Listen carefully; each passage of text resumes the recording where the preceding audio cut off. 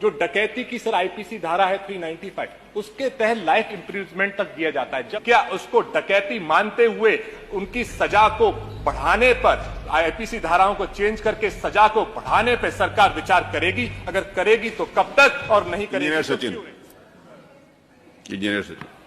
आदरणीय अध्यक्ष जी, आपको बहुत बहुत धन्यवाद कि आपने बढ़ते हुए साइबर क्राइम पर मुझे सवाल पूछने का मौका दिया।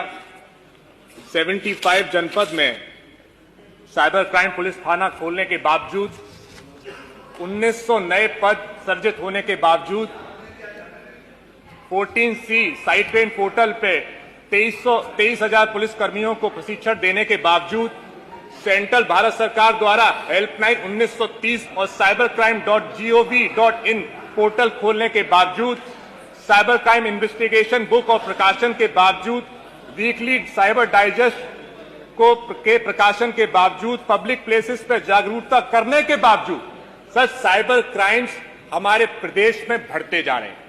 अभी जो हमारी हाल ही में मीडिया की रिपोर्ट्स आई हैं, 16/2/25 को महिला से 13 लाख रुपए लखनऊ में ही उनके खाते से निकाल लिए। 6/1/25 में एक बुजुर्ग के खाते से 5 लाख रुपए निकले। 6/12/24 में महिला यहीं पे लखनऊ के खाते से 2 करोड़ रुपए निकले, और 15/2/24 को बुजुर्ग और उसकी बहनों के खाते से 3 करोड़ रुपए निकले।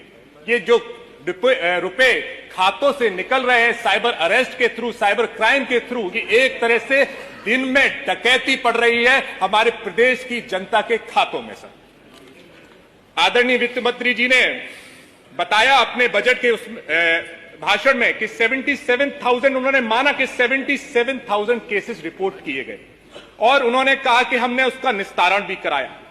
लेकिन लोकसभा क्वेश्चन 2302 10/12/24 के बेस पर और एनसीआरबी डाटा के बेस पर हमारे 2022 में 10,000 से ज्यादा रिपोर्ट केसेस हुए हमारे प्रदेश में। लेकिन जैसा कि आदरणीय मंत्री जी कह रहे थे कि दोष सिद्ध होना सबसे बड़ी कार्रवाई मानी जाती है, दोष सिर्फ 1000 लोगों के हुए। सर इतना कम हमारा दोष सिद्ध करने का रेट है।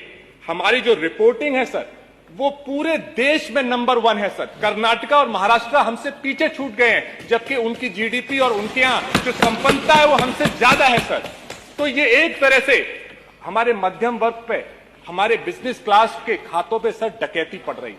और लखनऊ और गाजियाबाद हमारे प्रदेश में सबसे हाईएस्ट है जहां पर साइबर क्राइम्स हो रहे हैं। सर गोरखपुर भी सर 8 नंबर पे है जहां पर साइबर क्राइम्स हो रहे हैं। सर और जो डकैती की सर आईपीसी धारा है 395, उसके तहत लाइफ इंप्रिजमेंट तक दिया जाता है। जबकि साइबर क्राइम जो भी एक तरह से डकैती है, एक तरह से दिन में डकैती डालने का काम है, उनमें 3 से 5-7 साल की सजा है। सर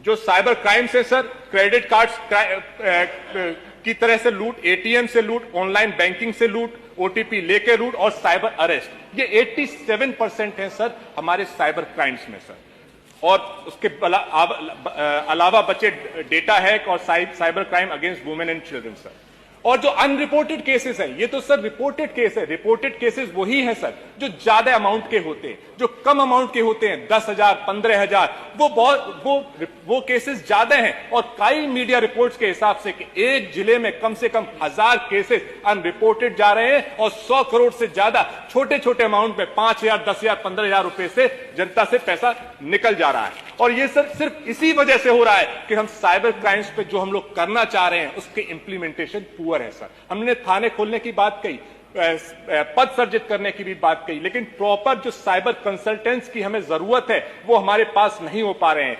जो हमें साइबर कमांडोज की, आदरणीय प्रधानमंत्री जी ने भी साइबर कमांडोज की बात की थी, वो भी हमारे पास पूरी तरह से नहीं है। सर जो हमारी इन्वेस्टिगेशन होनी चाहिए, जो प्रूफ एक्यूमुलेटर्स होने चाहिए, वो भी हमारे पास नहीं है। और इसी वजह से जब कोर्ट में केस जाता है सर, तो वहां पे दोष सिद्ध नहीं हो पाता। और कोर्ट ने भी कई केसेस में ये कहा है कि प्रूफ एक्यूमुलेटर्स ने प्रूफ अच्छे से इकट्ठे नहीं किए। सर तो मेरा सर आपके माध्यम से 37,000 करोड़ का सर बजट भी था पिछली बार होम का, 30,000 करोड़ खर्च हुआ।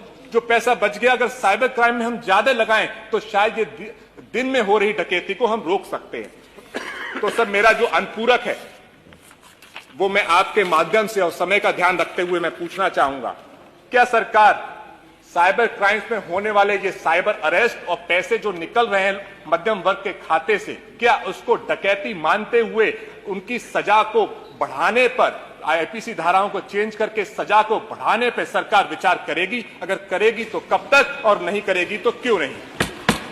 जो बजट में sir cyber security technology research lab की बात कही है और 18 साइबर लैब्स की बात कही है, क्या उसकी स्थापना को समयबद्ध करके, बजट देके समयबद्ध करके पूरा करने पे और उनकी क्षमता वृद्धि पर सरकार विचार करेगी? अगर करेगी तो कब तक, और नहीं करेगी तो क्यों नहीं?